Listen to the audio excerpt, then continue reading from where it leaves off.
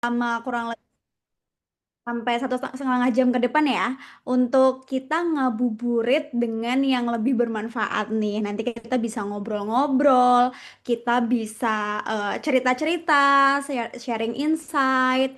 Terus hopefully juga setelah program ini atau webinar ini selesai, nanti kita bisa tetap saling ngobrol, tetap saling catch up juga gitu. Jadi teman-teman di sini kalau misalkan mau berkenalan satu sama lain antar participants boleh banget nanti bisa langsung chat-chat ke teman-teman yang juga join gitu. Harapannya setelah program ini kita juga bisa tetap networking gitu. Nah, buat teman-teman juga yang sebelumnya mungkin belum sempat kenal apa itu Binar, jadi mungkin aku akan menjelaskan sedikit nih. Jadi Binar ini merupakan digital transformations consultant di mana memang fokus kita dari 9 sampai 10 tahun yang lalu ya, mungkin untuk membantu klien-klien kita, partner-partner kita untuk melakukan inisiatif digital transformation melalui upskilling ataupun reskilling talent untuk membantu fulfill juga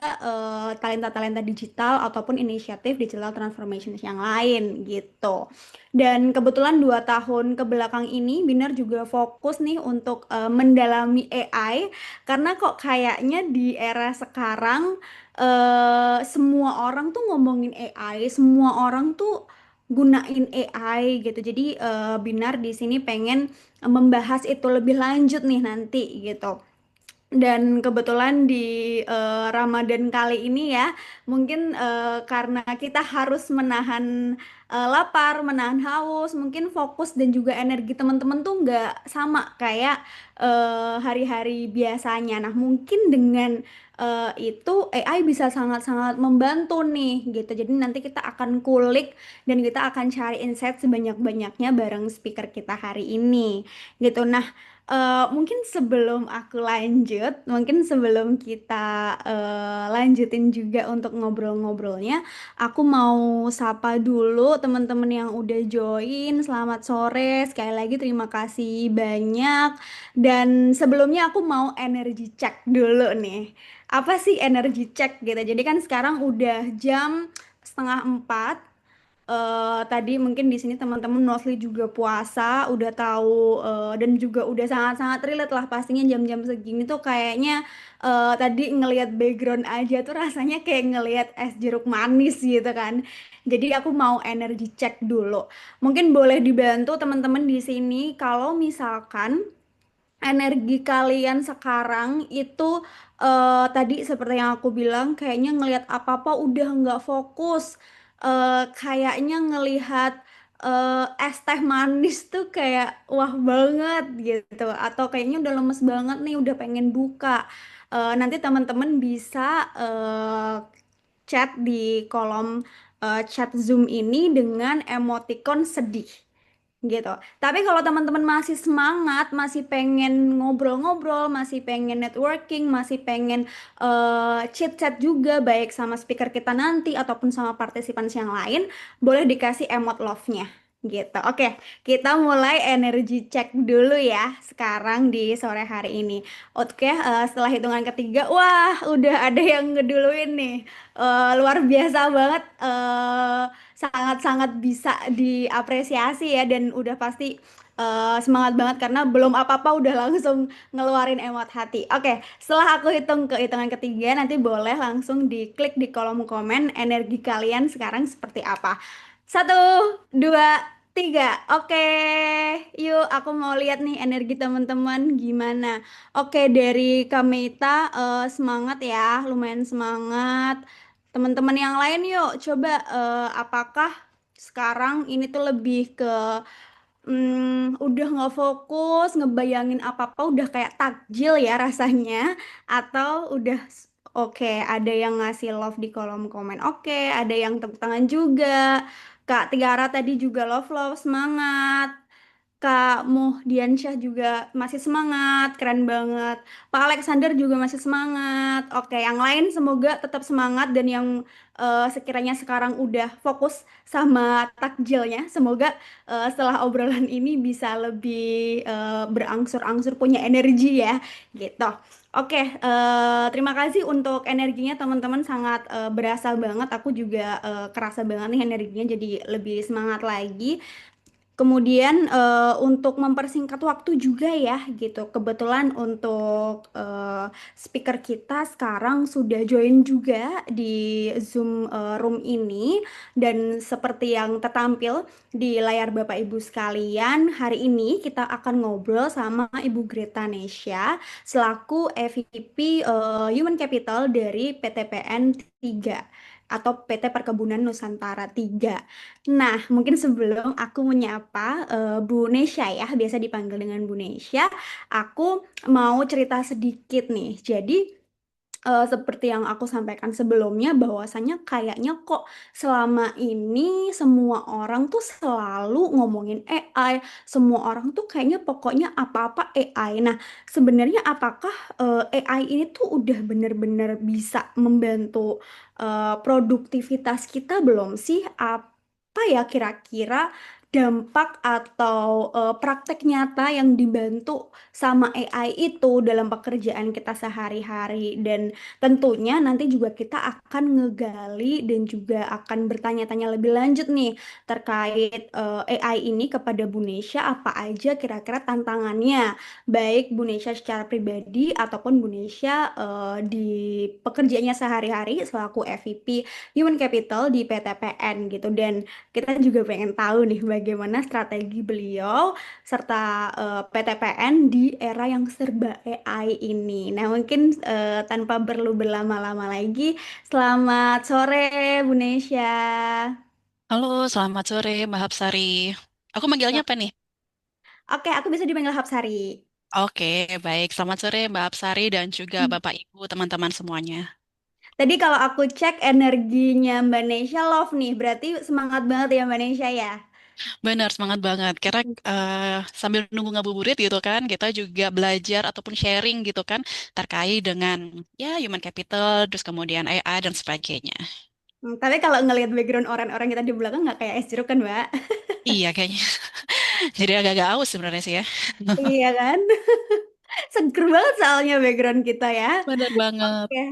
Mm-mm. Jadi Mbak Nesya sebelum terima kasih banyak ya udah meluangkan waktunya buat binar, buat teman-teman. Jadi mungkin tadi aku juga sudah sempat bridging sedikit nih. Jadi kita tuh pengen diceritain nih Mbak, kita pengen dikasih tips and tricksnya juga gitu, baik dari Mbak Nesya pribadi ataupun dari PTPN di era AI itu seperti apa gitu. Besar harapan kami nanti Mbak Nesya juga bisa memberikan kayak apa ya semacam tips and trick lah gitu agar AI yang udah ada yang semua orang tuh kayaknya ngomongin AI itu bener-bener bisa kita aplikasikan dan bener-bener bisa membantu kita nggak cuman nambah-nambahin kerjaan aja gitu ibaratnya gitu. Nah mungkin karena Mbak Nesha juga udah siap banget, udah semangat banget, teman-teman juga udah nggak sabar kan pasti. Mungkin untuk sekarang kita langsung dengerin aja ya pemaparan dari Mbak Nesha. Mungkin untuk waktu dan tempat kita persilahkan. Oke, terima kasih Mbak Hapsari. Assalamualaikum warahmatullahi wabarakatuh. Selamat sore dan salam sejahtera untuk kita semua.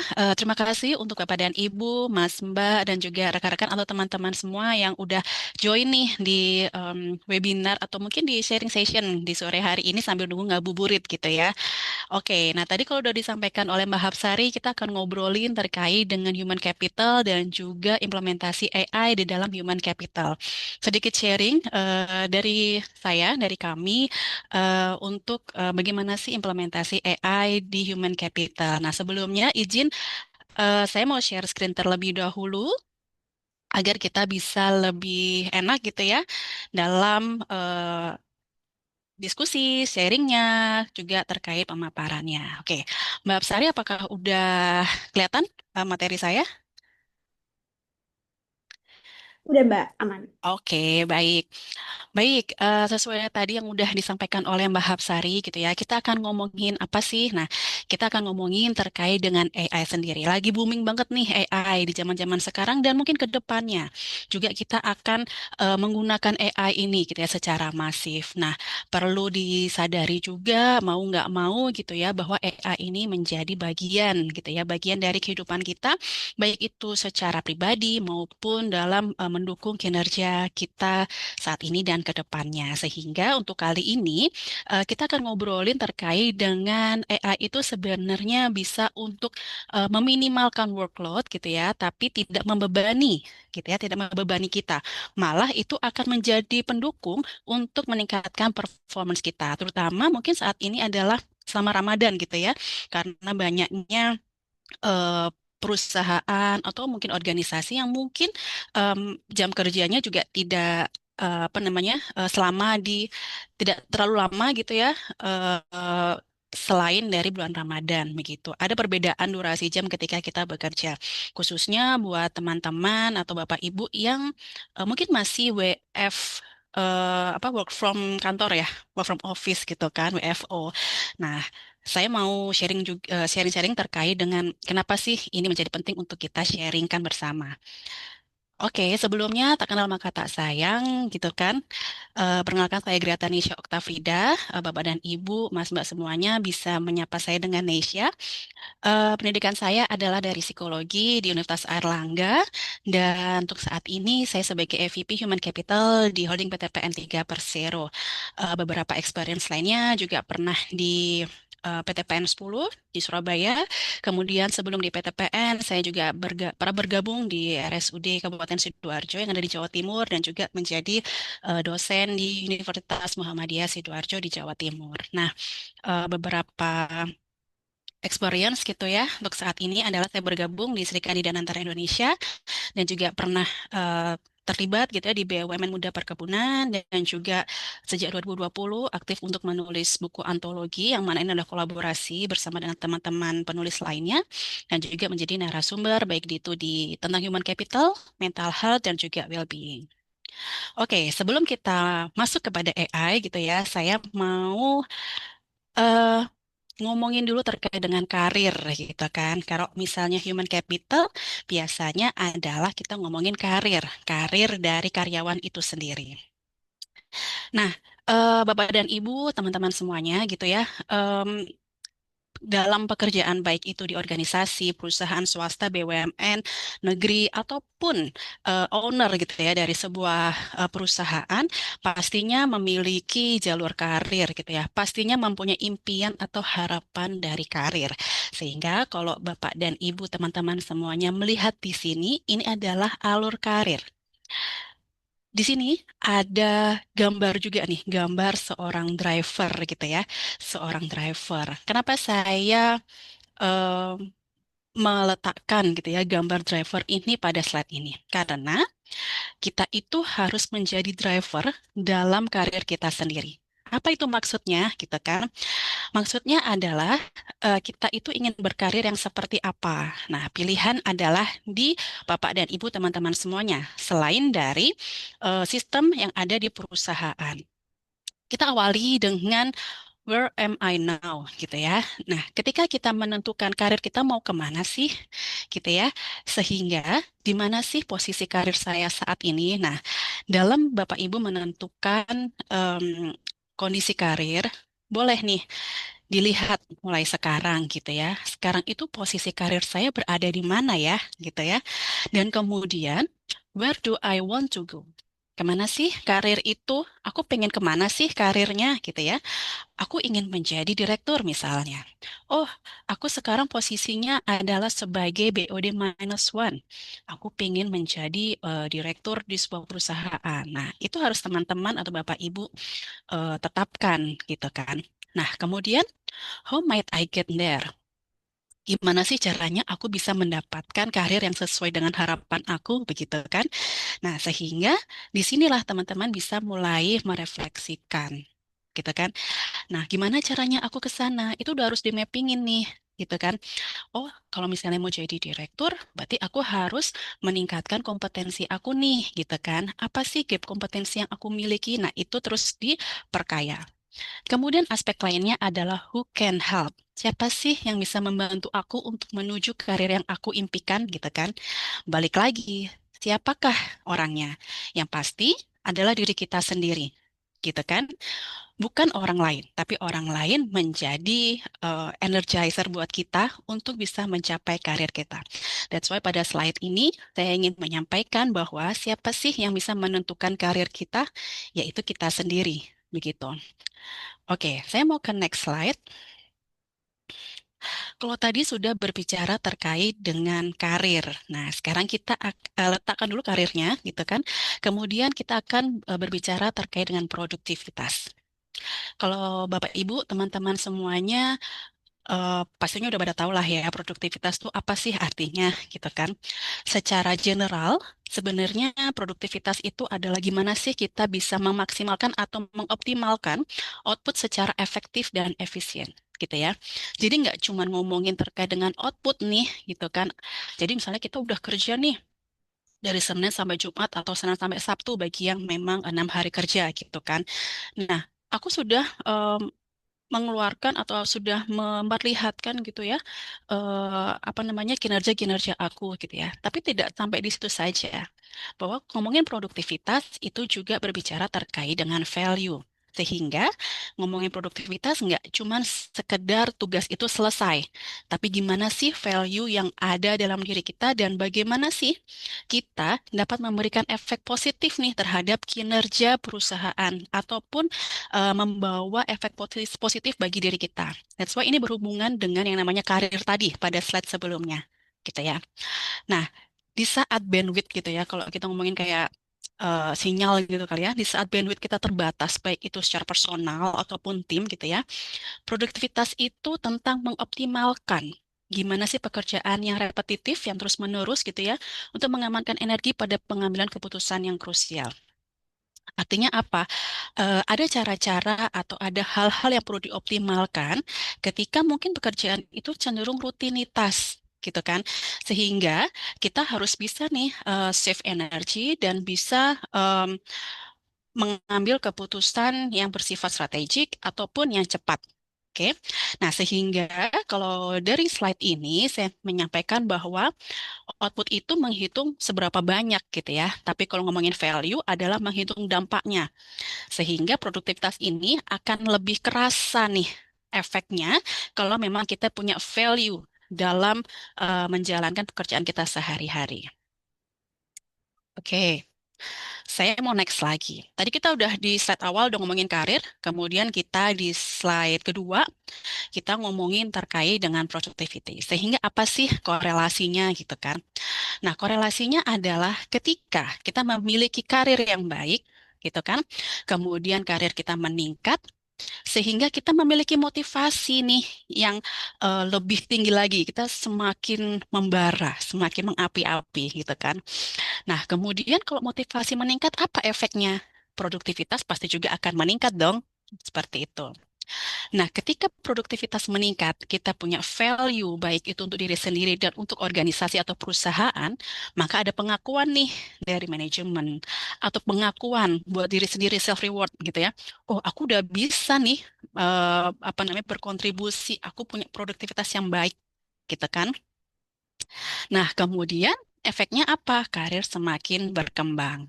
Oke.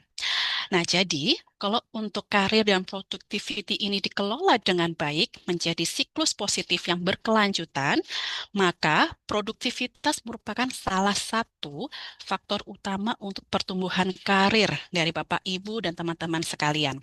Seperti itu. Sehingga kalau mungkin saya formulasikan nih, gitu kan, eh, jadi kita punya tujuan karir, punya jalur pengembangan terstruktur gitu ya, baik itu dari perusahaan atau mungkin dari diri kita sendiri, plus ada kesempatan promosi, maka sebagai individu gitu ya, kita lebih termotivasi. Kita juga bekerja lebih fokus dan bisa menunjukkan kinerja yang terbaik. Seperti itu. Oke, tadi adalah kita udah ngomongin karir, productivity, kemudian hubungannya apa nih karir dan productivity. Oke, kita mau next slide gitu kan. Next slide ini apa? Apa yang Anda lihat? Nah, yang kelihatan memang hanya warna ungu gitu ya slide, tapi saya akan menampilkan beberapa gambar yang mungkin nanti saya juga mau partisipasi dari Bapak, Ibu, Mbak, Mas sekalian gitu ya, teman-teman sekalian. Tolong Tuliskan di dalam kolom chat, apa sih yang Bapak, Ibu, atau Mbak Mas semuanya lihat pertama kali ketika gambar ini muncul. Oke, akan ada 3 gambar.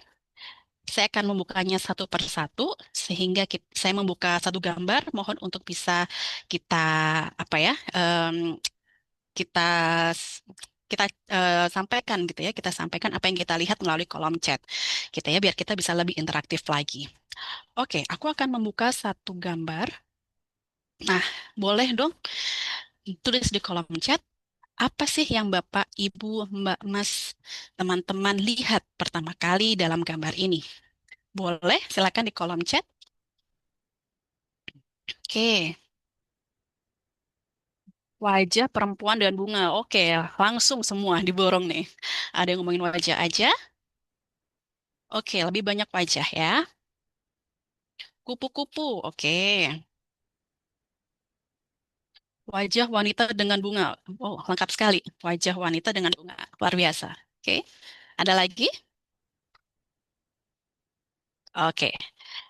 Oke, kalau sudah ditahan dulu gitu kan. Sebenarnya di sini nggak akan ngomongin terkait dengan apa artinya gitu ya. Mungkin di Instagram lagi banyak nih apa sih arti kalau misalnya kita lihat bunga, kita lihat orang gitu kan. Cuman kita nggak akan ngomongin itu, tapi kita akan ngomongin terkait dengan gimana sih persepsi itu. Oke, aku mau buka lagi di satu gambar lagi. Yuk langsung, apa yang teman-teman lihat di sini?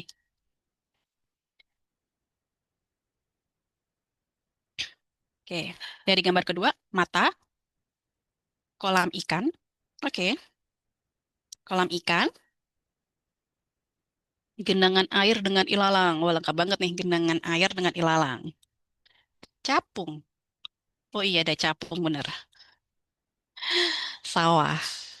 Oke, baik. Terima kasih buat Bapak Ibu teman-teman semuanya, gitu ya. Udah berpartisipasi, udah interaktif. Oke, sekarang saya mau buka lagi satu gambar, gitu kan. Kok tadi sudah yang sederhana, semi-semi agak kompleks, gitu kan. Nah, untuk kali ini harusnya lebih banyak ya yang Bapak Ibu teman-teman semua lihat. Aku mau buka lagi satu gambar.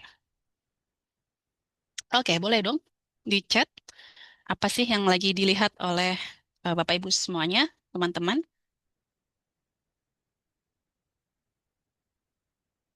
Oke, aku mau lihat di sini adalah kuda.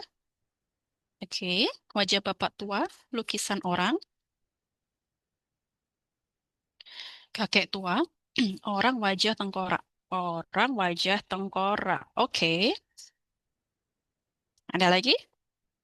Banyak banget nih gambar yang ada di sini malahan. Figur orang tua dengan background piramid atau faraoh. Oke, lengkap ya. Oke, ada lagi? Oke, baik. Kita cukupkan. Terima kasih untuk partisipasi dari Bapak, Ibu, dan teman-teman sekalian, gitu kan. Nah, kenapa saya menunjukkan gitu ya, menampilkan gambar-gambar ini, gitu ya. Saya mau menyampaikan bahwa persepsi orang itu adalah berbeda-beda, gitu kan. Sehingga bagaimana kita melihat dari sudut pandang yang mana, gitu kan? Kita bisa melihat atau bisa melihat dari sudut pandang yang mana nih terhadap suatu situasi tertentu. Ya, kalau saya kaitkan dengan yang namanya karir dan juga produktivitas gitu ya, masing-masing orang, individu pasti memiliki pandangannya berbeda-beda, gitu kan? Karena konsep dari individu adalah individual differences, gitu. Kita nggak bisa menyamakan persepsi orang, tapi paling tidak kita sudah punya satu visi atau tujuan yang sama, gitu kan? Kebanyakan tadi teman-teman juga menjawab yang serupa, misal gambar orang, ada juga yang bilang tadi ada ikan, ada juga yang melihat itu untuk gambar yang terakhir, yang ketiga melihat itu secara detail gitu ya. Nah, sehingga di sini saya mau sampaikan bahwa persepsi orang itu beda-beda. Ada yang lihatnya secara general, ada yang lihatnya secara detail, gitu kan. Nah, sehingga kalau ngomongin karir gitu ya, ya, teman-teman ingin impian yang seperti apa karir itu? Secara global, general, ataukah detail? Oh, aku ingin menjadi direktur keuangan di di perusahaan apa gitu misalnya. Atau mungkin, oh, aku karirku adalah ingin membuka peluang usaha di bidang apa. Nah, itu adalah persepsi dari teman-teman semuanya. Nah, ada juga yang melihat bahwa secara general, makanya tadi saya bilang bahwa apa sih yang pertama kali teman-teman lihat gitu ya? Apakah hal detail ataukah hal yang secara menyeluruh, secara general? Nah, itu adalah persepsi dari teman masing-masing. Persepsi itu dipengaruhi oleh apa sih? Gitu kan? Persepsi itu dipengaruhi oleh knowledge, gitu kan? Pengetahuan kita. Sejauh ini, apa sih hal-hal yang udah kita dapat pengetahuannya? Kemudian pengulangan stimulus. Oh, jangan-jangan nih teman-teman yang menjawabnya detail pernah melihat stimulus, pernah melihat gambar seperti ini sebelumnya, gitu kan? Nah, kemudian minat. Minat teman-teman itu melihatnya seperti apa? Oh, karena aku punya minat terhadap suka dengan hewan gitu ya. Oh, aku langsung aja nih ngeliatin kupu-kupu, aku ngeliatin ikan, kuda, nah gitu kan. Kemudian penyakit individual. Nah, ini secara klinis sih sebenarnya tidak secara general dimiliki oleh eh, banyak orang. Kemudian hobi, gitu kan. Hobinya apa?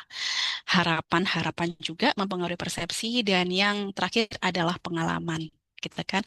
Terkadang kita juga mendengarkan pengalaman adalah apa ya hal yang berharga untuk membuat orang berperilaku sesuatu gitu kan, berperilaku tertentu gitu. Jadi untuk di slide ini, saya ingin menyampaikan bahwa persepsi itu memang beragam, tergantung dari adanya pengetahuan sebelumnya, dari pengalaman-pengalaman yang dimiliki seseorang, sehingga kalau dikaitkan dengan karir dan juga produktivitas, ya masing-masing orang memiliki persepsi yang berbeda-beda, gitu kan. Ada yang sama, ada yang juga berbeda.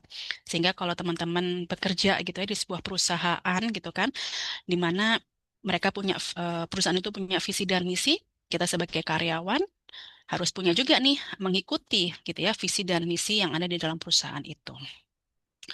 Oke, terima kasih untuk partisipasi dari teman-teman semuanya dalam interaksi kita pada slide ini. Dan selanjutnya saya mau menyampaikan nih terkait dengan apa sih yang menjadi penghambat dalam sebuah organisasi gitu ya, secara general ya organisasinya. Biasanya adanya tekanan waktu dan tidak ada ruang uji coba. Apa sih maksudnya gitu kan? Artinya terkadang ada beberapa organisasi mungkin yang menuntut gitu ya, oh harus ada efisiensi nih dalam waktu yang short term gitu kan. Nah, tetapi karyawan itu nggak punya waktu, nggak punya kesempatan gitu ya untuk bisa mempelajari hal-hal baru atau tools-tools baru. Nah, ini menjadi penghambat dalam sebuah organisasi untuk berkembang. Kemudian yang kedua adalah alur kerja lama yang kaku. Apa sih maksudnya?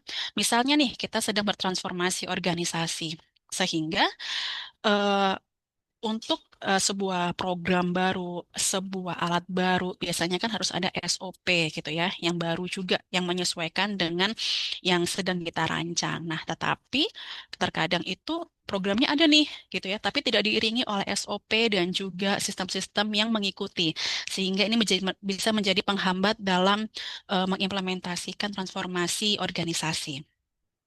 Nah, yang ketiga apa? Yaitu standar yang kabur gitu ya. Apa maksudnya? Maksudnya adalah ada praktik yang baik gitu kan, tapi apa ekspektasinya? Apakah sudah mampu mengukur dari tujuan organisasi tersebut? Nah, ini sebenarnya tiga dari beberapa hal yang bisa menghambat dalam implementasi dari transformasi organisasi, dari pencapaian tujuan organisasi, dari visi misi organisasi. Nah, ini kompleks ya, artinya ya dari sudut pandang individu juga bisa dari sudut pandang sistem.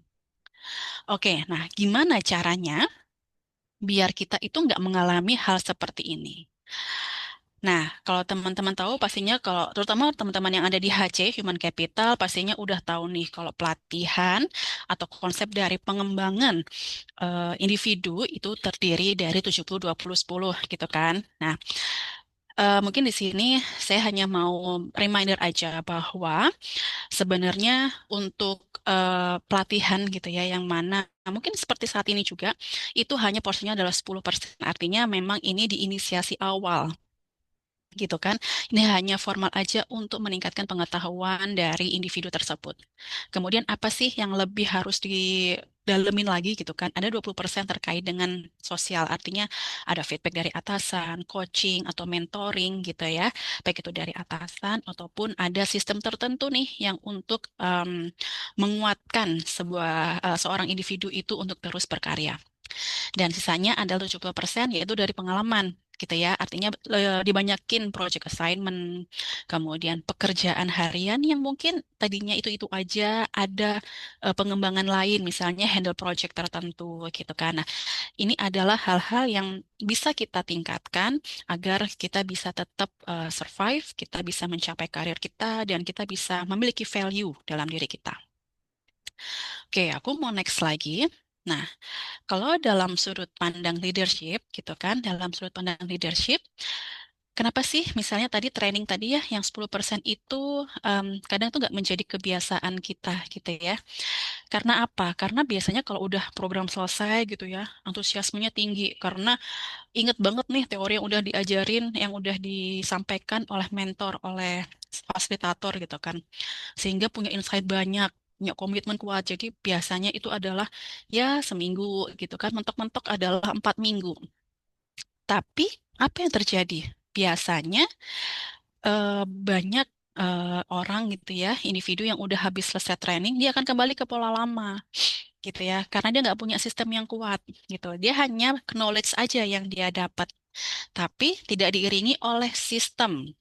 Nah, gitu kan.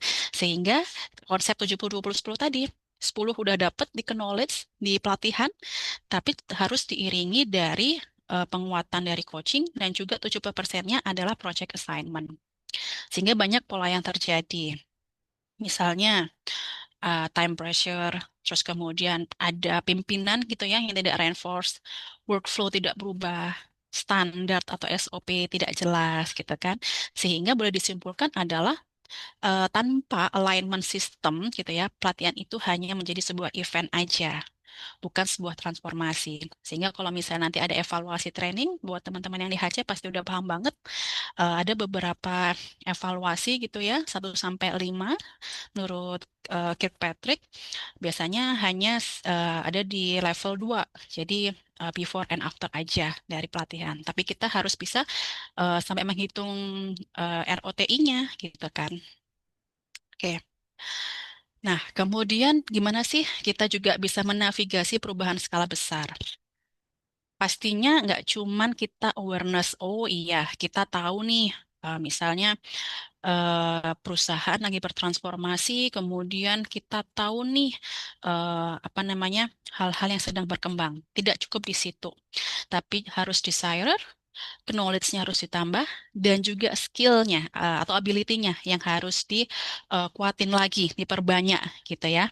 Nah, sehingga yang menjadi apa namanya penentu juga ya, penentu untuk kita bisa memperkuat diri kita adalah reinforcement, gitu kan. Nah, pada beberapa korporasi atau perusahaan dengan skala besar, biasanya sebuah inisiatif itu jarang terjadi gitu ya, dan jarang terjadi pada tahap knowledge. Artinya kegagalan biasanya terjadi di tahap reinforcement.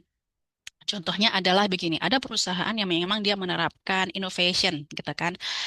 Balik lagi, innovation itu harusnya tidak hanya sekedar event, gitu kan, tapi harus ada penguatan, harus ada efek timbal baliknya, baik itu kepada si individu yang mencanangkan si apa inovasi itu, tapi juga ada sistem yang memperkuat dari implementasi inovasi tersebut.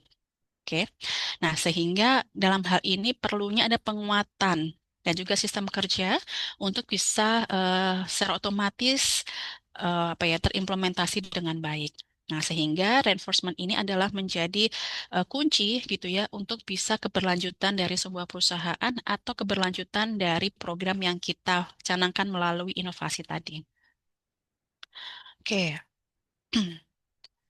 Nah, kalau tadi ngomongin reinforcement, siapa sih yang berperan dalam reinforcement gitu ya? Sebenarnya banyak banget nih. Tetapi dalam hal ini mungkin kita bisa fokuskan kepada pemimpin gitu ya. Nah, reinforcement ini gimana sih cara ngebangunnya gitu kan? Yang pertama adalah keteladanan ini bisa terlihat. Jadi ada role model. Jadi pemimpin itu ya mungkin bisa harus menjadi pengguna utama gitu ya, tetapi juga harus menjadi mencontohkan gitu kan, mencontohkan sehingga bisa menormalisasi nih proses atau implementasi dari inovasi yang sudah dicanangkan oleh timnya atau yang sudah dicanangkan oleh perusahaan tersebut. Nah, kemudian yang kedua adalah integrasi ke dalam rutinitas tim. Jadi kalau udah ada inovasi gitu ya, yang sebenarnya bisa dipakai day to day, tapi itu hanya sekedar paper aja, nah itu kurang greget gitu kan. Akhirnya ya inovasi hanya sebatas di atas kertas. Tapi kalau seorang pemimpin bisa mengintegrasikan inovasi tadi gitu ya, menanamkan kebiasaan baru dalam kesehariannya, day to day-nya, sehingga itu bisa menjadi nilai plus gitu ya, memberikan dampak atau value yang positif baik untuk individu dan juga perusahaan. Yang terakhir adalah terkait dengan penguatan struktur. Nah, kalau kita ngomongin sustainment gitu ya, juga membutuhkan desain yang terencana. Jadi nggak cuma evaluasi sekali atau cuma di akhir bulan gitu ya, tapi harus berkelanjutan sehingga inovasi ataupun ide-ide tadi itu bisa terus selalu dievaluasi dan menjadi lebih baik lagi. Oke.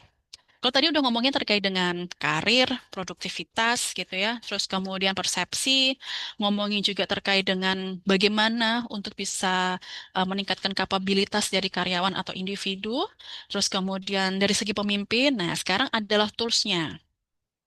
Terus di sini banyak sih sebenarnya gitu kan, tapi dalam hal ini saya mau menekankan bahwa zaman sekarang AI itu banyak banget, canggih-canggih banget gitu ya. Mungkin saya bukan orang IT, jadi nggak begitu paham secara detailnya, tapi paling tidak gitu kan, AI di sini bukan menjadi bukan menjadi momok tertentu gitu kan, bukan menambah beban, tetapi malah meringankan gitu ya, meringankan beban kita dalam bekerja. Jadi bukan PR baru, tetapi sebagai em, mempermudah kita dalam menyelesaikan tugas-tugas kita di day, terus kemudian bisa mengimplementasikan ide-ide kita. Karena kalau dalam konteks produktivitas dan karir tadi, AI ini bisa dipandang untuk mengotomatisasi pekerjaan yang repetitif gitu ya, yang ya seharinya itu aja manual gitu kan. Tapi dengan adanya AI kita bisa lebih cepat gitu ya untuk analisa data, mengurangi kesalahan manual, menghemat waktu tentunya karena dalam sebuah perusahaan pastinya ada efisiensi dan efektivitas gitu ya, dan juga untuk membantu pengambilan dari keputusan. Nah, sehingga kalau ngomongin AI, ngomongin teknologi, nggak cuma hanya canggih aja, tapi juga harus mempermudah kita, meringankan beban kita dalam bekerja. Seperti itu. Oke, kalau tadi ngomongin secara general, karir, productivities, dan AI, sehingga untuk slide selanjutnya adalah saya mau menyampaikan nih apa yang udah PTPN khususnya gitu ya, mengimplementasikan AI dalam hal ini human capital. Saya ngambil human capital karena saya di human capital gitu ya. Nah, di kami kita mengimplementasikan HCIS. Nah, mungkin beberapa perusahaan sudah mengimplementasikan HCIS ini sendiri gitu ya. Tapi kalau dari kami, HCIS ini memang digunakan untuk mengelola seluruh proses yang ada di SDM, di Human Capital, yang terintegrasi dalam satu platform. Jadi kalau teman-teman lihat di slide ini adalah slide terkait dengan HCIS, salah satu menu gitu ya yang ada di HCIS terkait dengan hasil asesmen karyawan. Biasanya kan kalau dulu mungkin kita pakai Excel gitu ya, kalau habis asesmen kita input di Excel, terus kemudian misalnya Nesha nih, kalau habis asesmen ada kompetensi apa sih yang menjadi yang di atas gray area atau di bawah gray area gitu kan. Nah, dicatatin secara manual. Tetapi kalau di sini secara database udah kita masukkan gitu kan di platform ini. Kemudian ketika kita recall, kita mau nyari lagi nih untuk talent misalnya.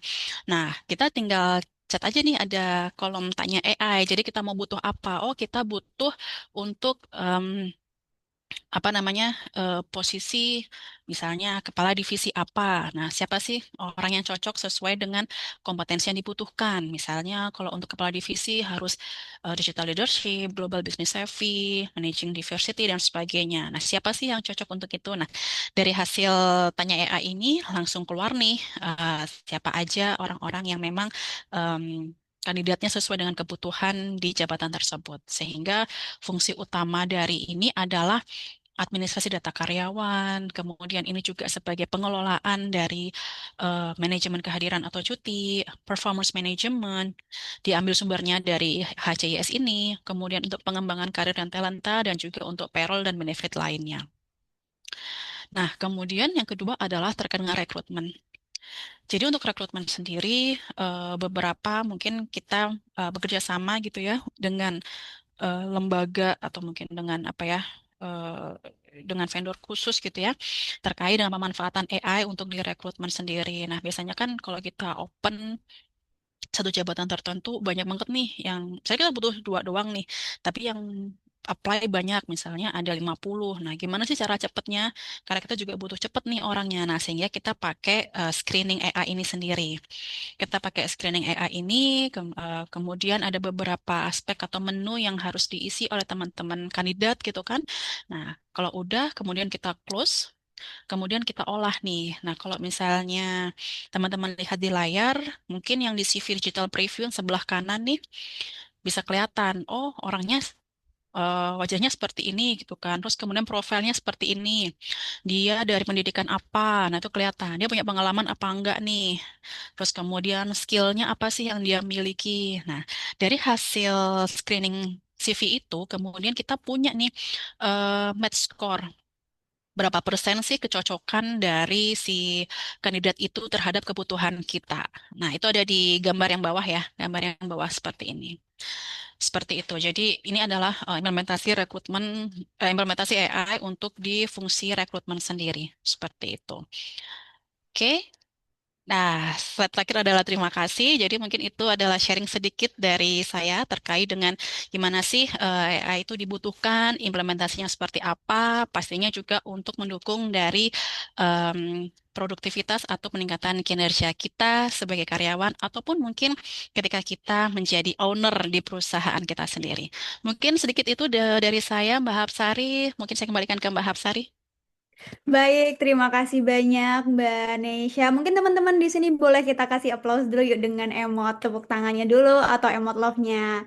Nah, tadi Mbak Nesya udah menjelaskan banyak banget dan menurut aku juga cukup lengkap ya karena ngomongin AI ini Mbak seperti yang sempat kita singgung di awal tadi sedikit ya bahwasanya kayak semua orang tuh udah apa-apa tuh AI gitu kayak rasa-rasanya tuh kalau nggak pakai AI tuh kayak ketinggalan zaman gitu. Nah, tadi tuh menarik banget karena Mbak Nesya benar-benar ngajarin kita karena kan sebenarnya kalau kita pikir-pikir lagi ya Mbak, AI itu kan ujung-ujungnya adalah gimana AI bisa membantu kita dan nggak membebani kita kan kita harus tahu dan harus kenal dulu nih kayak apa sih sebenarnya tadi kayak desire kita tuh mau apa terus motivasi kita tuh kemana gitu jadi bagus banget sih, menarik banget tadi. Aku jadi kayak kebuka gitu. Oh iya ya, untuk kita tuh bisa benar-benar mengaplikasikan atau bisa mengutilize AI ini, ya kita tuh harus kenal diri kita dulu gitu. Kalau mau dibantu AI, ya kita mau dibantu di mananya sih gitu. Nah, nanti mungkin kita bisa sambung-sambung lagi untuk ngobrol sama Malaysia dan juga diskusi. Dan teman-teman juga nanti sangat-sangat kita tunggu ya untuk feedback ataupun pertanyaan-pertanyaan. Tapi sebelum itu mungkin karena sedikit relate dan menyambung dari apa yang sudah dipaparkan Mbak Nesya, aku juga mau share sedikit nih Mbak Nesya terkait khususnya AI ya, apa aja yang selama ini tuh sudah Binar lakukan in terms of AI. Jadi karena memang karena kita udah hampir 9 sampai 10 tahun juga focusing di digital transformation, 2 tahun terakhir juga kita fokus di AI. Banyak banget nih cerita atau juga kadang isu dari teman-teman atau klien-klien yang ngobrol ke kita gitu kayak sebenarnya gimana sih memanfaatkan AI ini tuh biar nggak cuman bisa membantu kita in person aja atau personally aja, tapi benar-benar kita bisa nge-scale AI ini untuk produktivitas di kantor atau di kerjaan kayak gitu. Nah, mungkin aku akan sedikit share kurang lebih apa aja yang selama ini Binar dapetin nih insight-insight dan juga cerita dari partner-partner kita sebelumnya. Mungkin aku mau izin share screen dulu ya.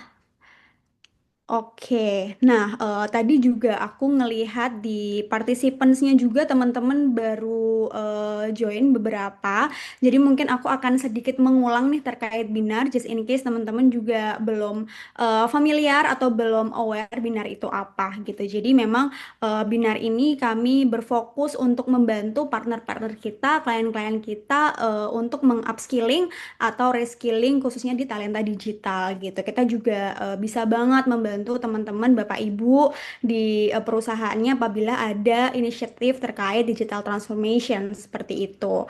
So far Binar saat ini sudah berjalan 9 bahkan hampir 10 tahun dan dari beberapa dan perjalanan kita itu kita sudah mengimplementasikan lebih dari 900 corporate trainings gitu. Bahkan kita juga sudah membantu untuk nge-empower lebih dari 180.000 students so far gitu. Dan tadi sempat di-mention juga sama Mbak Nesya gitu, khususnya di Ramadan ini ya, kenapa ada Binar Insight episode pertama spesial di Ramadan ini karena betul seperti yang disampaikan Mbak Nesya tadi, mungkin Ramadan ini tuh energi kita nggak semaksimal kalau misalkan hari-hari sebelumnya ya Mbak gitu, karena ya mungkin tadi ngelihat background yang oren-oren ini udah berasa kayak es jeruk gitu kan.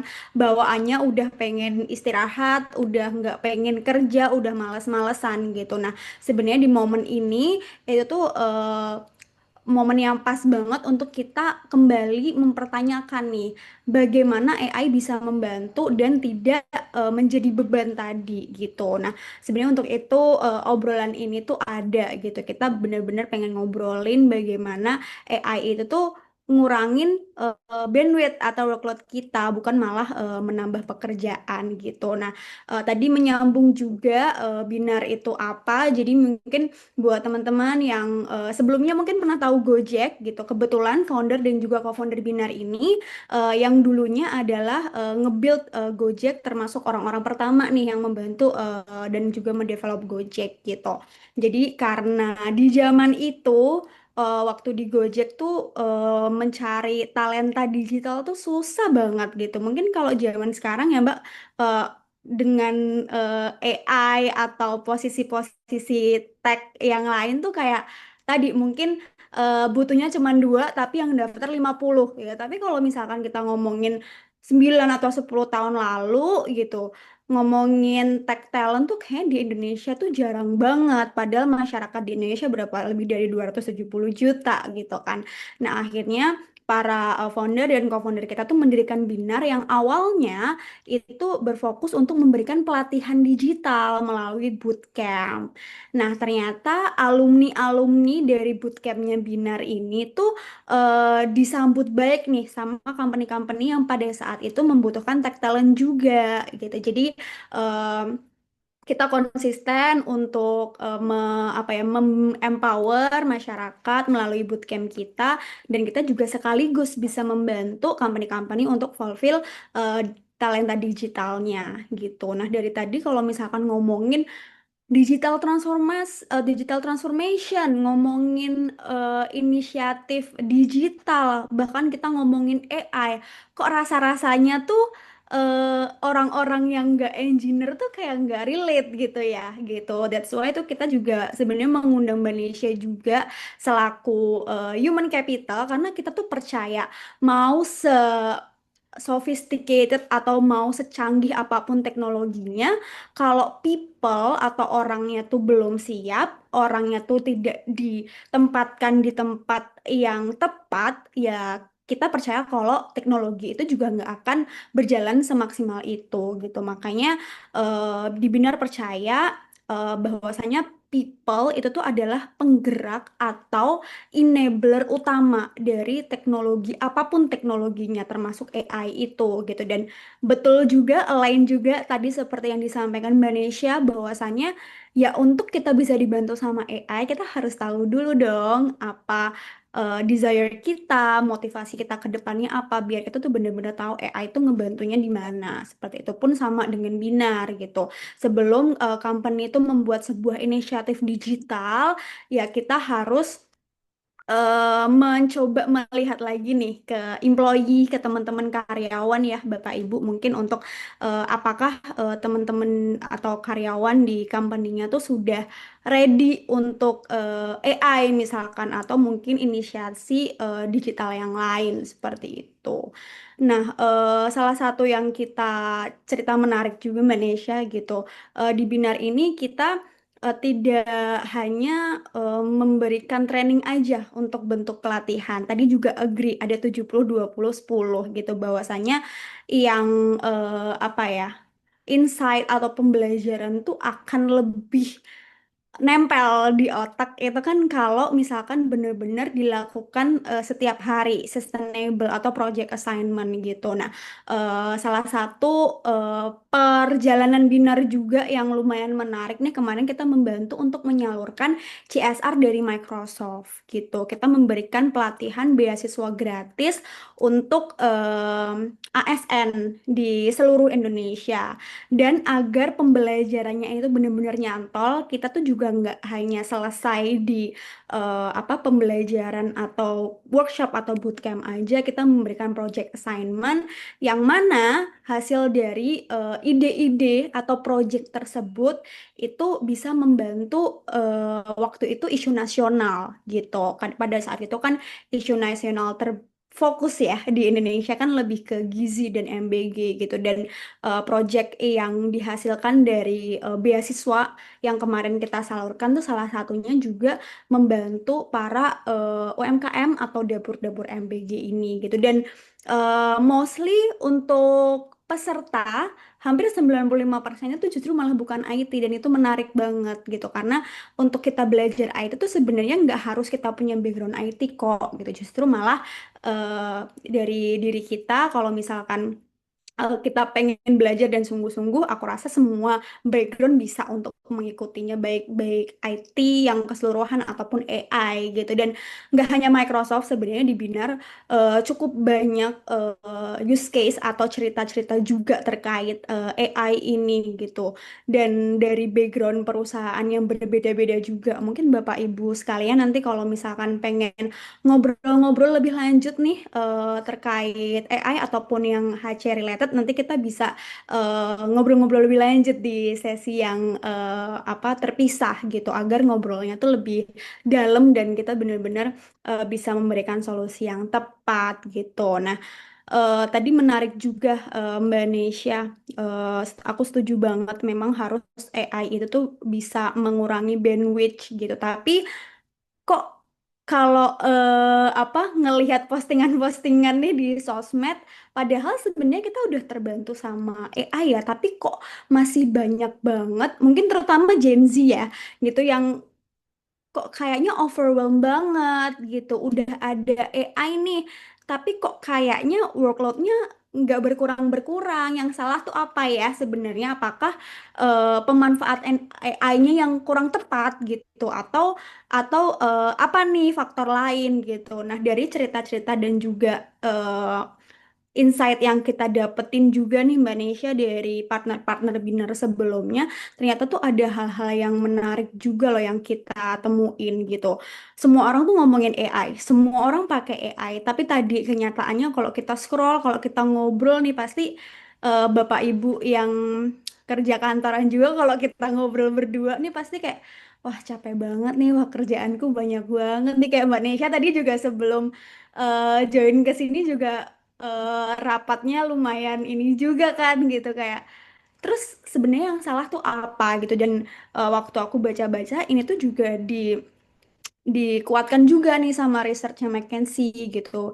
Semua orang pakai AI, semua orang ngomongin AI, tapi ternyata cuman 1% doang organizations yang bisa membuat AI itu lebih mature dan lebih scalable gitu. Jadi sebenarnya ini tuh cukup isu yang cukup menarik dan cukup krusial ya. Jadi apa sih sebenarnya yang miss di sini gitu? Teknologinya udah canggih, banyak banget resource dan juga tools yang bisa kita manfaatkan, tapi kok rasa-rasanya pekerjaan tuh kayak terus nggak habis-habis gitu. Nah, dari semua cerita-cerita dari klien yang kita temuin, Mbak, kemarin kita juga sempat ngobrol sama konsultan-konsultannya Biner juga. Ternyata sebenarnya ada ada inisiatif simple dan sederhana dulu mungkin buat Pak Ibu.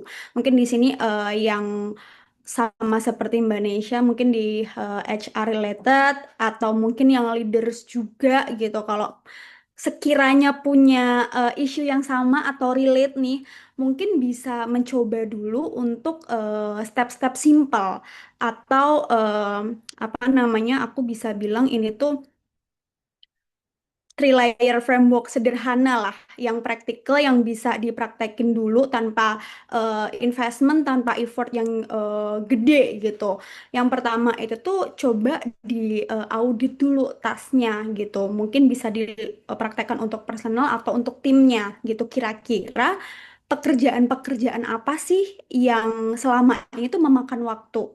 Tadi seperti yang Mbak Nesya juga sempat sampaikan yang repetitif yang berulang-ulang dan sekiranya bisa diotomatisasi itu tuh apa gitu. Nah, setelah tahu listnya, oh pekerjaan ini nih yang memakan banyak waktu gitu. Misalkan kalau aku di BD ya Mbak Nesya ya, so far sih yang eh, paling memakan banyak waktu tuh bikin proposal gitu. Nah, aku tulis tuh bikin proposal tuh yang paling lama gitu. Nah, mungkin teman-teman yang HR related atau sama kayak Mbak Nisha gitu. Kira-kira AI role mapping atau hal-hal apa sih yang bisa diperbantukan sama AI tadi gitu. Kayak aku udah tahu yang paling banyak memakan waktuku tuh antara lain selain bikin proposal, satunya adalah meeting sama klien gitu. Nah, di sini di layar kedua ini tuh ketika kita udah tahu listnya, kita prioritiin dulu nih. Nggak semuanya tuh bisa di AI-in gitu. Khususnya aku ya Mbak ya, karena ketemu sama klien kan, ketemu sama partner, nggak mungkin dong meeting di yang muncul AI gitu. Jadi kan aku harus pinter-pinter ngemilah nih. Oke, berarti untuk yang proposal aku dibantuin AI aja deh gitu. Tapi kalau untuk dengan pekerjaanku yang bikin proposal udah dibantuin AI, jadi aku punya lebih banyak waktu nih untuk ngobrol-ngobrol sama partner, sama untuk ngedengerin keluh kesah mereka misalkan. Atau HR juga mungkin ya Mbak ya, kayak untuk administratifnya bisa di AI-in. Tapi untuk ngedengerin curhatan karyawan gitu kan kita nggak mungkin nyuruh mereka VN atau record kan kayak sisi humansnya kurang gitu kan. Jadi itu mungkin bisa di mapping dulu nih mana yang bisa dikerjakan sama AI, mana yang bisa kita kerjain sendiri. Terus yang ketiga adalah dievaluasi nih workflow-nya. Apakah dengan aku membagi tadi proposal dikerjain AI, waktu meetingku tuh lebih banyak gitu. Atau jangan-jangan sama aja. Nah, kalau misalkan sama-sama aja perlu diulangi lagi tuh dari layer pertama, kurangnya di mana gitu. Tapi kalau misalkan udah oke nih dengan proposal udah dikerjakan sama AI, waktu aku jadi makin bertambah untuk networking gitu misalkan. Nah, itu perlu untuk di scale mungkin ke divisi-divisi yang lain atau mungkin ke departemen yang lain gitu. Nah, setelah di scale up ke teman-teman atau departemen yang lain tuh di tahap keduanya tuh. Jadi oke tadi karena tim BD udah berhasil, coba sekarang tim HR. Nanti mungkin tim HR udah berhasil ke tim finance. Jadi nggak harus effort yang langsung di awal semua semua roles di company semua saat itu juga harus pakai AI karena kan itu pasti butuh effort, butuh waktu yang nggak kecil juga gitu. Nah, sama terakhir pasti untuk measure lagi apakah ini tuh berhasil secara keseluruhan atau enggak gitu. Nah, tapi sebenarnya Bapak Ibu di Binar pun juga kita punya yang namanya AI Assessment Readiness. Jadi untuk membantu apakah di perusahaan Bapak Ibu itu employee-nya atau karyawannya tuh udah siap untuk mengadopsi AI atau belum dari segi people-nya atau prosesnya. Nggak cuman itu, kalau misalkan mereka udah siap, level kesiapan mereka tuh di mana gitu. Kalau misalkan level kesiapan mereka di sini, oke berarti kan kita akan nextnya tuh nggak perlu ngulangin dari bawah gitu. Jadi di Binar sebenarnya kita juga bisa membantu untuk itu dan mungkin nanti di akhir Hapsari juga bakal kasih free assessment ya buat Bapak Ibu sekalian yang mungkin bisa stay tune sampai akhir gitu. Nah, itu mungkin Mbak Nesya sedikit sharing aku dari apa yang tadi udah disampaikan Mbak Nesya juga terus mencoba untuk connecting the dot kayak selama ini tuh apa yang Binar rasain dan mungkin partner-partner Binar yang lain juga gitu dan ternyata menarik banget. AI ini tuh masih masih banyak juga dan masih perlu menjadi perhatian khususnya Mbak apalagi di HR gitu jangan sampai teman-teman di perusahaan kita tuh FOMO aja lah kalau anak zaman sekarang tuh bilangnya FOMO yang ujung-ujungnya tuh AI ini nggak bisa untuk scale dan juga membantu productivity tapi lebih ke menjadi beban aja gitu. Nah, mungkin sekarang kita boleh ngobrol-ngobrol ya Mbak Nesya ya sama teman-teman yang udah join nih. Mungkin yang mau bertanya atau mau share sama Mbak Nesya boleh banget raise hand. Nanti akan aku, oh ternyata sudah banyak Mbak yang sharing di kolom komentar gitu. Nanti aku coba baca dan filter satu persatu. Kalau waktunya cukup, mungkin kita akan bahas satu-satu juga ya, Mbak. Tapi kalau misalkan Oke.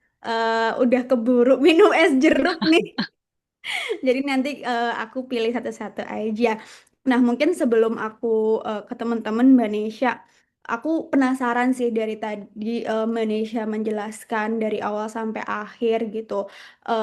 PTPN ini kan lumayan besar juga ya sebagai company dan aku yakin pasti employee-nya udah banyak banget nih Mbak. Nah, related to AI sebenarnya tantangan terbesar untuk company seperti PTPN ini tuh apa sih Mbak terkait AI ini? Oke, terima kasih Mbak Absari. Tadi sebenarnya aku mau ngomentari materi Mbak Absari, oke sih. Jadi memang relate juga dengan kita, gitu, dengan human capital gitu kan. Jadi emang kalau misalnya AI itu juga tergantung apa ya, tergantung sudut pandang kita gitu kan. Kalau misalnya kita lihat nih, kayak di Instagram juga banyak banget nih AI video gitulah. Kadang kita sampai nggak bisa ngebedain kan mana yang real, mana yang AI. Nah gitu sehingga pinter-pinternya kita nih sebagai human, sebagai individu, sebagai manusia, sebagai orang karyawan gitu kan bisa memilah-milah nih mana yang memang benar atau mana yang memang itu adalah hanya ada di dunia maya, misalnya seperti itu. Nah kalau ngomongin terkait dengan tantangan, tantangan sendiri itu baik itu dari people gitu ya, baik itu juga dari sistem ataupun baik itu juga dari apa ya di lingkungan internal ataupun eksternal pendukung. Misalnya kalau dari people sendiri ya apa namanya challengingnya adalah em, memahami AI untuk seluruh karyawan gitu kan. Karena kan ya nggak cuma di PTPN sih, tapi mungkin di perusahaan lainnya, baik itu skala kecil, menengah, sampai besar gitu kan.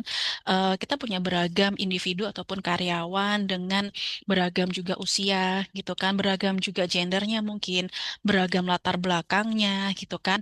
Nah, yang menjadi challenging adalah gimana caranya kita itu sebagai, kalau saya di sini human capital, bagaimana caranya untuk meningkatkan skill dari si karyawan itu sendiri. Nggak cuma awareness terhadap AI gitu kan, seperti tadi kan ada awareness sampai dengan reinforcement.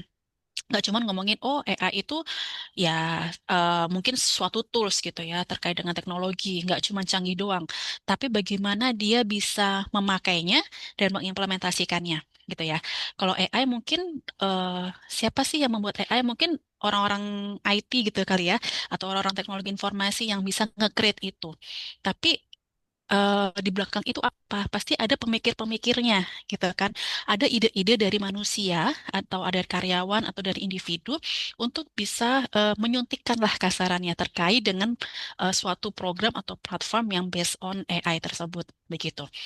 Nah, itu adalah challenging-nya. Jadi nggak cuma sekedar awareness, tapi bagaimana dia bisa untuk berkontribusi terhadap suatu program tertentu yang mana itu menggunakan AI. Nah, kalau ngomongin sistem yang kedua, mungkin kita sudah Indonesia kali ya, mungkin sudah terbiasa menggunakan manual gitu kan. Nah, sehingga eh, banyak SOP-SOP atau mungkin peraturan-peraturan yang memang belum update gitu ya, belum diupdate. Nah, sehingga sistem ini juga menjadi challenge juga nih untuk bisa kita mengimplementasikan AI di dalam perusahaan atau di dalam program itu. Tapi yang terpenting adalah bagaimana data itu juga terjamin kerahasiaannya, gitu kan. Setahu saya nih, kalau misalnya mengimplementasikan AI dalam sebuah program atau teknologi gitulah, kita perlu adanya kerahasiaan data, gitu kan. Perlu adanya hal-hal yang membatasi agar, misalnya kayak hasil asesmen tadi nih, yang ada di HCIS seperti slideku sebelumnya, di mana itu kan data konfidensial gitu ya per orang. Nah, sehingga bagaimana patokannya kita bisa menjaga kerahasiaan itu nggak bocor, gitu kan. Nah, kalau ngomongin lagi, challenging-nya adalah terkait dengan em, sistem di internal sendiri gitu ya, ataupun sistem di eksternal. Jadi ada regulasi-regulasi juga yang mungkin masih saling pro kontra lah, intinya seperti itu. Itu adalah challenge dari implementasi ES sendiri gitu kan. Kalau di kami kan untuk karyawan itu ada di PTPN Group ya, di lebih dari 100.000 orang begitu. Sehingga sangat challenge juga nih, bagaimana 100.000 orang lebih itu bisa ya aware dulu nih terhadap AI itu apa, kegunaannya apa gitu kan. Untuk level dari bawah sampai atas itu paham AI. Nah, itu challenge sendiri sehingga mungkin harus ada program-program tertentu yang memang em, bisa nih mengena ke karyawan. Nah, itu juga bisa berkolaborasi dengan teman-teman yang ada di culture misalnya. Seperti itu. Itu sih Mbak Hapsari. Oke, thank you Mbak Nesya untuk jawabannya. Ini tadi aku udah sempat baca-baca pertanyaan yang masuk lewat chat box juga. Nanti sebelum kita ke Bu Alia ya, yang sudah resen, tadi aku baca sempat ada pertanyaan dari Bu Florentina Kristanti dan sedikit relate juga nih dengan pertanyaan Bu Sheni gitu. Tadi sebelumnya kan Mbak Nesha juga udah sempat mention nih terkait kerahasiaan data dan di PTPN untuk rekrutmennya juga menggunakan platform HCIS gitu. Nah, ini ada pertanyaan juga nih Mbak. Gimana sih cara mengutilize AI untuk proses rekrutmen ini biar nggak bias, mungkin nggak bias dari segi gender, agama, suku, ras, dan yang lain itu, tapi tetap bisa mendapatkan talent yang memang dimau gitu. Dan itu juga sedikit relate juga dengan pertanyaan Bu Sheni gitu. Data-data apa aja sih yang ditanam di HCIS-nya itu biar dapat talent yang sesuai dengan yang dimau. Kurang lebih seperti itu. Oke, terima kasih Mbak Hapsari. Terima kasih Bu Florentina dan Bu Sheni ya. Ngomongin terkait dengan penggunaan AI dalam rekrutmen gitu ya. AI di sini kan dia sebagai platform aja ya, sebagai tools atau media gitu dalam kita melaksanakan rekrutmen. Pastinya secara konsep human capital kita harus punya dulu nih kompetensi atau job requirement dari jabatan yang kita butuhkan untuk mengisi vacant position atau yang akan kita open lowongannya gitu kan. Nah, sehingga kita harus punya dulu nih job requirement-nya apa sih untuk posisi yang kita butuhkan gitu kan. Nah, inilah apa ya, seni atau sentuhan dari human atau dari individu itu dalam menggunakan tools AI ini sendiri gitu kan. That's why mungkin di sebelumnya juga kita udah ngobrolin terkait dengan ya kita nggak melulu harus 100% percaya dengan AI gitu ya, tapi harus ada validasi, harus ada sentuhan-sentuhan manusia yang menjadi pemikir di belakangnya. Nah, sehingga dalam hal ini ya kita harus punya dulu nih job requirement dari vacant position yang akan kita buka lowongannya begitu. Nah, job requirement ini didapat dari mana? Pastinya kan juga didapat dari struktur organisasi. Di struktur organisasi ada kebutuhan terkait dengan jabatan tertentu.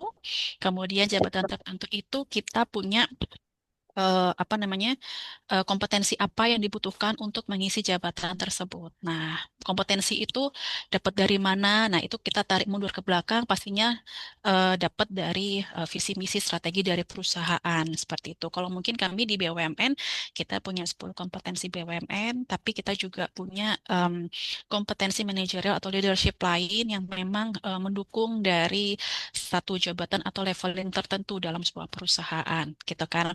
Nah, terus kemudian kalau misalnya terkait dengan bagaimana mengurangi bias gitu ya terhadap gender atau latar belakang. Eh, Balik lagi sih, mungkin kalau di konsep kami adalah kita apa namanya ketika open gitu ya, kita tidak melihat gender karena kita punya namanya asisten tanaman gitu kan. Asisten tanaman dia pastinya ada di kebun gitu ya atau mungkin asisten teknik pengolahan ada di pabrik yang mana kebun ataupun pabrik itu tidak ada di kota besar, tidak ada di Jakarta gitu kan. Tapi dia ada di site seperti di Medan, kemudian di Makassar, di Lampung dan sebagainya. Yang mana kalau ngomongin lokasi juga dalam banget gitu kan, nggak jauh dari kota lah gitu kan. Sehingga di sini kita juga harus melihat komitmen dari si karyawan yang mau bergabung, calon karyawan yang bergabung gitu kan. Seberapa besar sih mereka itu mau bergabung dengan kita gitu kan.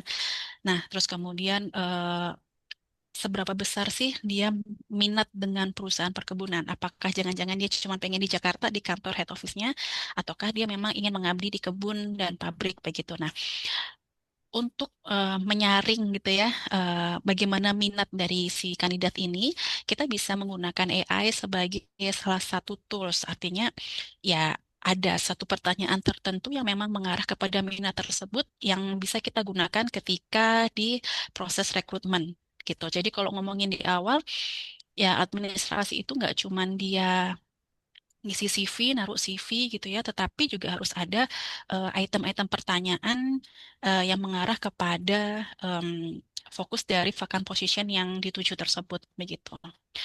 Kemudian juga terkait dengan ini ya, terkait dengan Gen X ataupun juga terkait dengan bagaimana mendapatkan talent yang baik di latar belakang, ya kita juga di dalam apa CV itu kan juga harus kita detailkan nih.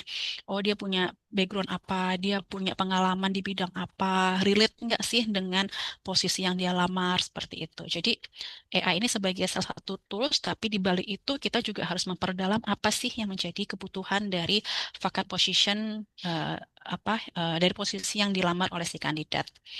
Seperti itu. Terus kemudian yang kedua, apa lagi Mbak? Data-data apa aja yang ditanam di HCIS biar dapat talent yang sesuai. Oke, data apa gitu ya? Pastinya tadi sih requirement ya, requirement job requirement. Ya itu standar sih kayak misalnya pendidikan, pendidikan itu butuhnya apa? Kalau misalnya asisten tanaman, ya ini sih apa namanya? eh Dia dari pertanian atau mungkin dia dari teknologi pertanian seperti itu. Terus kemudian apa namanya? Terkait dengan mungkin usia gitu ya. Tapi kalau usia kan sekarang juga ada peraturan dari pemerintah gitu ya untuk tidak ngeflorin terkait dengan batasan usia seperti itu. Nah, jadi yang mau ditanam adalah ya job requirement tadi, terus kemudian lokasi penempatan nanti akan ada di mana gitu ya. Itu juga perlu kita ketahui sejak awal sehingga ketika proses rekrutmen berlangsung, kita juga lebih efektif dan efisien dalam prosesnya dan mendapatkan kandidat yang terbaik. Seperti itu. Oh ya, saya juga menyampaikan bahwa banyak juga sih sebenarnya orang-orang atau karyawan kandidat gitu ya yang dia perempuan ataupun laki-laki yang dia juga memilih untuk mengabdi di perkebunan, artinya di site-site yang memang jauh dari kota begitu. Sehingga ketika kita mencari kandidat pun ya memang eh, kita tidak melihat gender sih, seperti itu. Pokoknya dia memiliki kompetensi, mau bergabung, itu adalah salah satu nilai positif untuk bisa kita hire. Seperti itu, Mbak Hapsari kurang lebihnya. Oke, thank you so much untuk penjelasannya. Semoga cukup menjawab ya untuk Bu Florentina dan juga Bu Sheni. Nah, ini sudah ada yang raise hand nih, cukup lama juga. Oke, mungkin Mbak Alia boleh dibantu untuk open mic mungkin. Apa nih yang mau ditanyakan? Silahkan.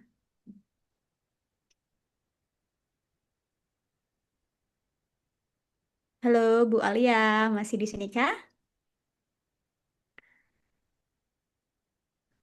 Oke, sepertinya lagi nggak connect ya. Mungkin nanti kita tunggu ya Mbak Nesya ya. Siapa tahu akan Oke. back lagi. Tapi beberapa juga udah ada yang menanyakan juga nih dari ini Bapak atau Ibu ya kira-kira. Namanya Syap. Kayaknya sih Ibu ya. Mungkin aku bacain juga ya Mbak Nesya. Mbak izin bertanya. Nah, perusahaan saya skalanya masih kecil dan diminta untuk berkolaborasi dengan AI. Dari perspektif human capital, apa dulu ya yang bisa kami lakukan? Nah, kalau misalkan tadi dari cerita dan juga pemaparannya Mbak Nesya kan lebih ke PTPN yang kalau kurang lebih ribuan ya tadi 1.100 ya kalau nggak salah ya. Nah, kalau misalkan ini akan diimplementasikan ke company yang skalanya masih kecil, kira-kira tuh bisa seperti apa sih Mbak? Oke, baik. Sebenarnya mau kecil, menengah, besar gitu ya. Konsep dasar itu harus dipegang. Kayak misalnya nih, strategi dari perusahaan sendiri gitu kan. Perusahaan ini mau mengarah kemana? Eh, Selama 3 sampai 5 tahun ke depan mau seperti apa gitu kan. Karena balik lagi, bagi kami AI itu adalah sebuah tools gitu ya. Tapi di balik itu kita juga harus punya strategi nih di dalam perusahaan. Jadi kita harus mappingin dulu nih perusahaan ini strateginya 3 sampai 5 tahun ke depan mau seperti apa. Misal nih, oh mungkin sekarang perusahaannya kecil tapi dia mungkin skup daerah misalnya nih ya, skup daerah tertentu. Tapi mungkin 3 sampai 5 tahun ke depan dia pengen nasional gitu kan di Indonesia, seluruh Indonesia. Nah, sehingga harus punya strategi terhadap korporasi terlebih dahulu nih. Strategi perusahaan mau seperti apa 3 sampai 5 tahun ke depan. Nah, dari strategi tersebut baru kan nanti diturunkan ke masing-masing fungsi yang ada di perusahaan. Ada finance, ada produksi, ada human capital, dan sebagainya. Kalau kita ngomongin terkait dengan human capital, nah pastinya kita juga harus menurunkan nih program-program inisiatif yang ada di human capital pada perusahaan tersebut. Misal tadi, untuk visinya adalah ingin menjadi perusahaan eh, kosmetik terkemuka di Indonesia, misalnya nih. Nah, sehingga dari situ diturunkanlah ke program inisiatif dari Human Capital itu sendiri, gitu kan. Nah, kalau kita udah punya program inisiatif tersebut, gitu ya, kemudian kita turunkan lagi ke struktur organisasinya. Nah, struktur organisasi ini bisa terus berkembang sesuai dengan strategi perusahaan. Mungkin saat ini masih dalam skup yang kecil ke menengah gitu kan. Nah, itu harus dijabarin nih secara detail. Nah, kemudian ketika SO ini ada, gitu ya, struktur organisasi ini ada, kemudian kita turunkan lagi kepada kompetensinya. Kalau misalnya jabatan A, gitu ya, pada struktur organisasi itu apa sih kompetensi yang dibutuhkan? Begitu. Nah, kompetensi ini terus kemudian sebagai dasar kita untuk membuat requirement job requirement dalam memilih, menentukan, mendapatkan karyawan atau kandidat yang cocok untuk mengisi posisi tersebut. Kalau karyawan itu udah ada, pastinya kita akan masuk ke proses hiring, kemudian development people, dan sampai nanti ketika dia selesai masa tugas, selesai masa dinas atau pensiun begitu kan. Nah, sehingga apa yang harus disiapkan terlebih dahulu, pastinya adalah kalau misalnya dari rekrutmen gitu ya, dari perspektif haji rekrutmen, kita harus punya requirement, job requirement tersebut gitu kan.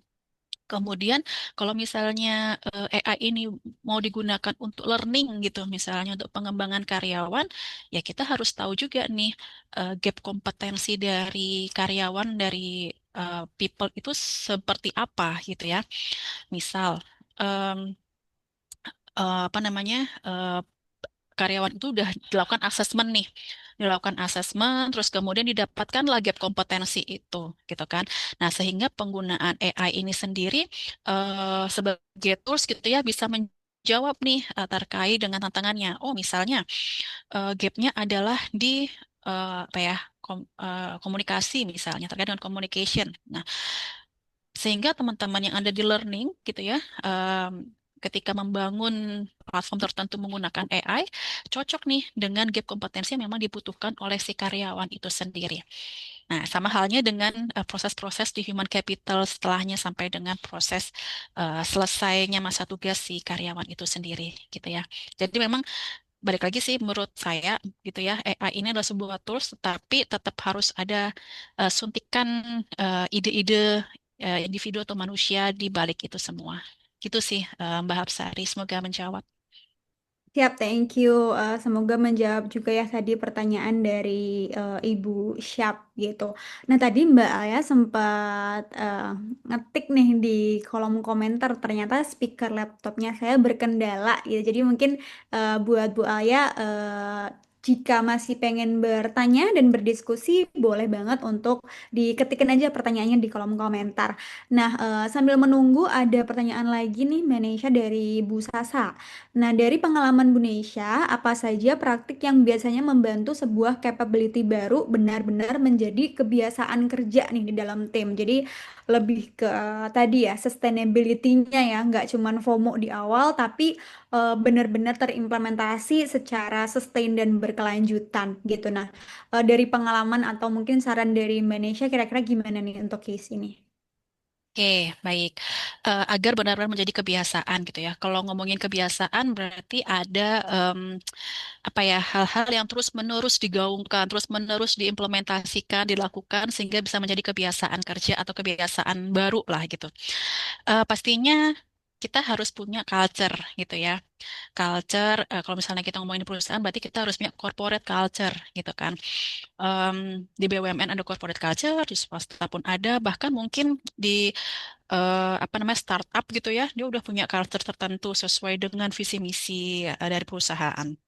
Sehingga gimana sih untuk bisa menjadi kebiasaan? Nah, kita punya program nih, misalnya kita punya program tertentu. Nah, kita juga bisa mengimplementasikan program itu melalui corporate culture gitu ya. Jadi kita harus tentukan dulu nih corporate culture di perusahaan seperti apa gitu kan.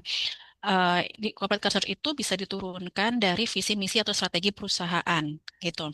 Jadi kalau udah punya corporate culture gitu kan, nah kemudian corporate culture itu nggak hanya sekedar ada di flyer, di pamflet, di tertulis aja, tapi harus benar-benar diimplementasikan. Nah caranya gimana implementasinya? Ya caranya misalnya kita membuat sebuah struktur change agent gitu kan. Kalau dia punya cabang gitu ya, cabang di misalnya pusatnya di Jakarta, kemudian dia punya cabang misalnya di Makassar, di Medan gitu kan, sehingga dia harus punya kaki-kaki nih sebagai change agent yang ada di masing-masing cabang-cabang tersebut gitu. Nah, change agent ini bertugas memiliki tugas untuk membawa pesan khusus atau membawa pesan untuk mengimplementasikan dari corporate culture tersebut. Nah, kalau corporate culture ini bisa diimplementasikan, pastinya kita juga butuh penguatan nih dari leader gitu kan.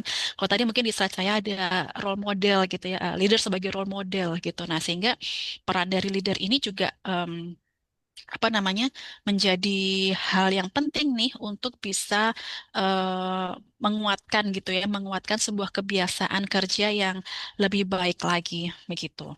Nah, corporate culture nggak berhenti di situ, tapi misalnya ada kebijakan-kebijakan khusus yang mungkin ada program baru, program pengembangan baru. Nah, corporate culture ini corporate culture team gitu ya sebagai apa ya wadah atau perantara lah ya untuk bisa menyampaikan program khusus tersebut kepada karyawan yang ada di perusahaan tersebut. Jadi mungkin jauh-jauh nih karyawannya tersebar. Nah, change agent inilah yang memiliki tugas untuk bisa menjadi perantara dalam apa namanya, dalam menyampaikan gitu ya pesan-pesan khusus atau program-program yang baru dicanangkan dari perusahaan. Itu sih terkait dengan kebiasaan kerja.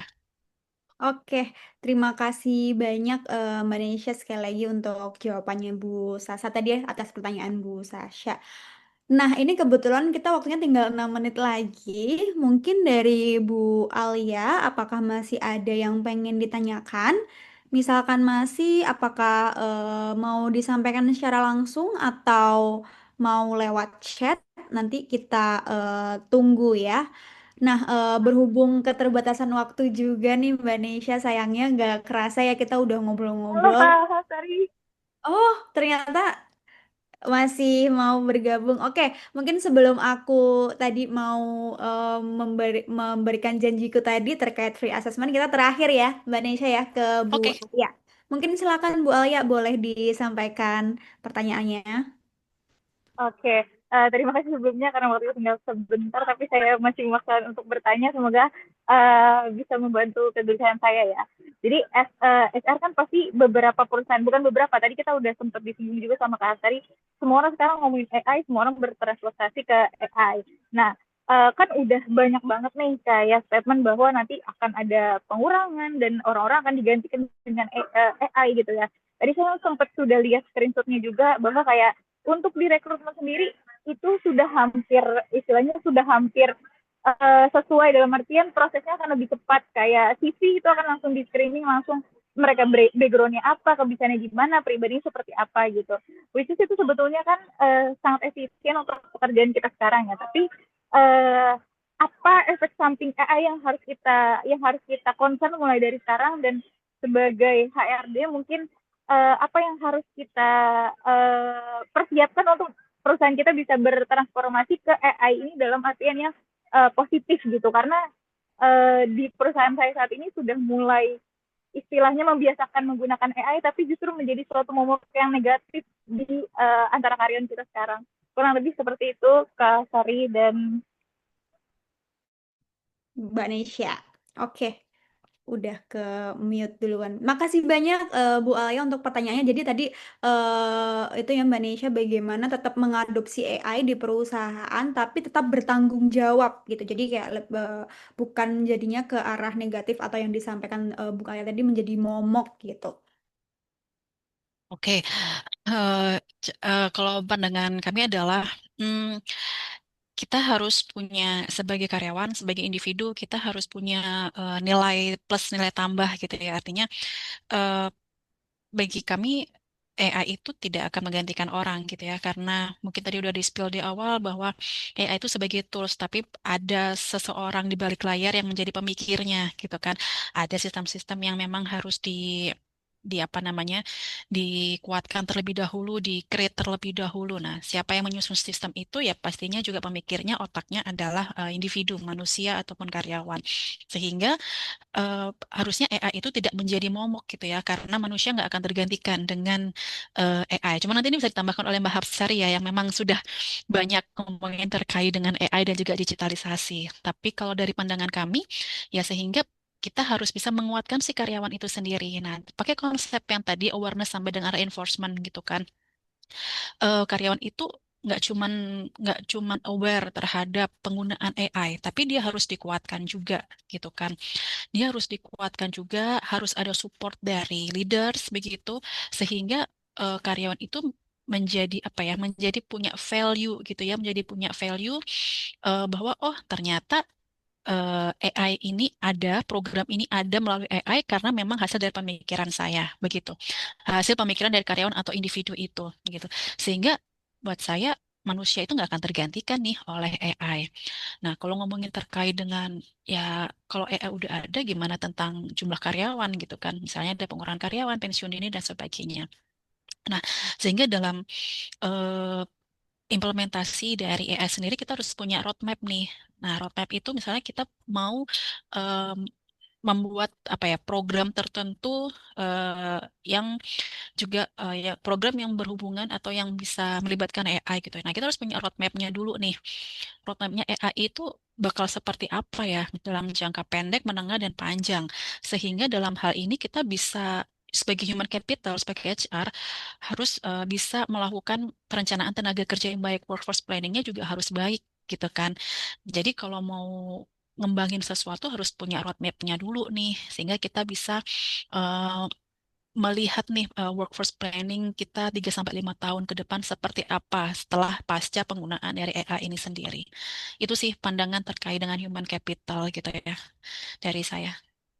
Oke, thank you Mbak Nesya. Semoga menjawab ya Bu Alia. Jadi mungkin tadi bisa digarisbawahi juga bahwasannya terkait dengan pengurangan karyawan itu tuh bukan AI yang akan menggantikan manusia, tapi manusia yang nggak bisa pakai AI yang mungkin akan digantikan dengan manusia yang bisa menggunakan AI gitu. Jadi AI ini hanya tools yang menjadi decision maker, yang menjadi pemikir di belakangnya tetap manusia-manusia ini gitu. Jadi kita sebagai pekerja dalam konteks ini ya juga harus apa ya agile, juga harus adaptif dengan apapun perubahan yang ada sekarang, asalkan kita bisa membedakan nih apa aja yang perlu di AI kan, apa aja yang nggak perlu, seperti yang sebelumnya kita bahas tadi gitu. Dan saya rasa juga makin ke sini tuh cukup banyak peluang atau cukup banyak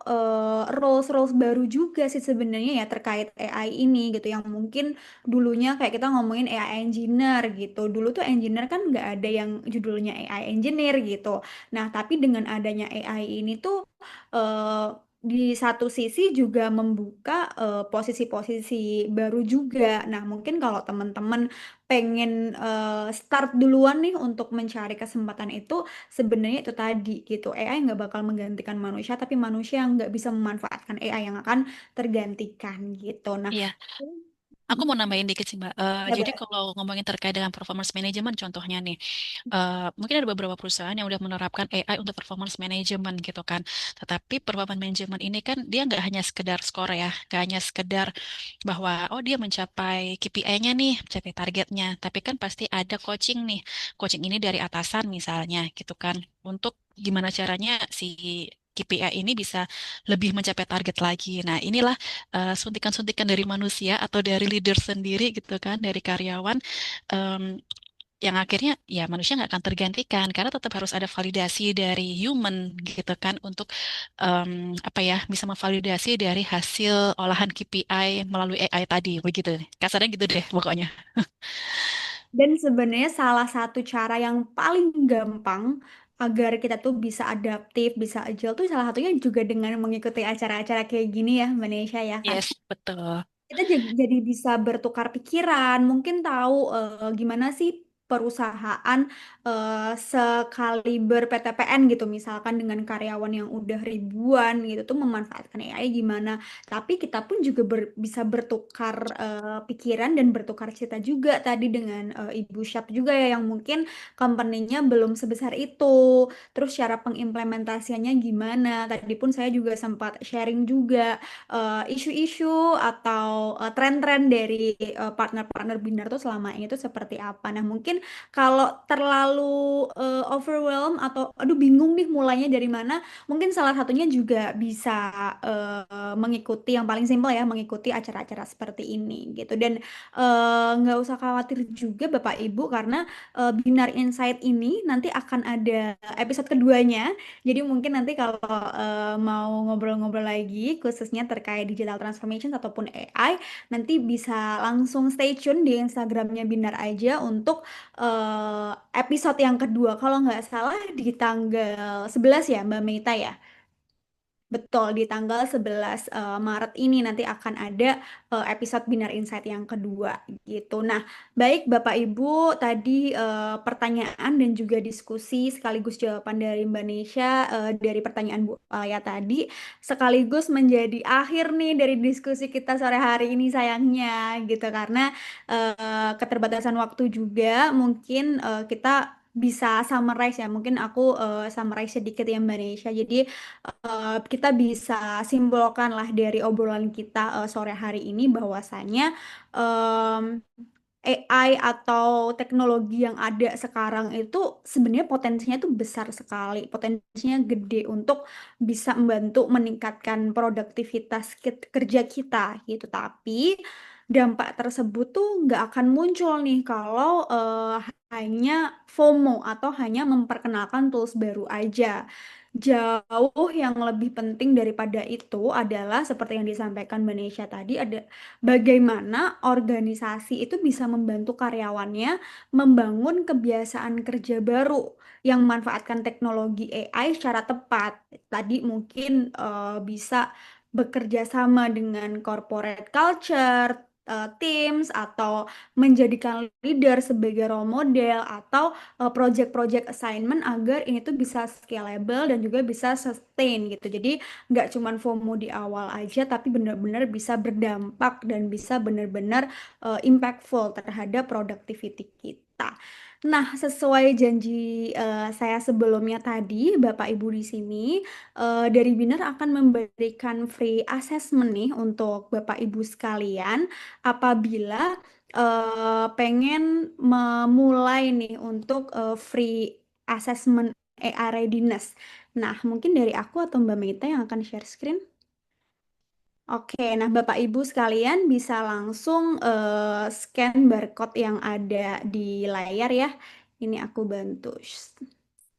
Nah, silahkan Bapak Ibu sekalian yang ada di sini, nanti apabila Bapak Ibu pengen mengukur nih teman-teman atau employee yang ada di karyawan yang ada di perusahaannya, udah siap belum sih mengadopsi AI? Kalau misalkan sudah siap, tahap kesiapannya tuh di mana?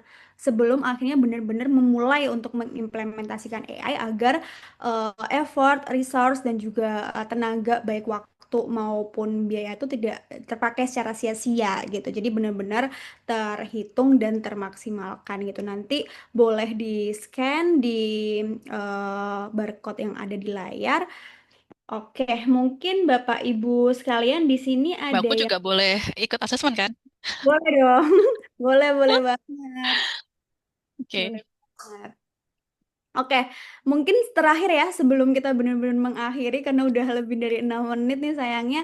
Mungkin Bapak Ibu di sini apakah boleh open cam dulu yuk kita foto untuk kenang-kenangan nih.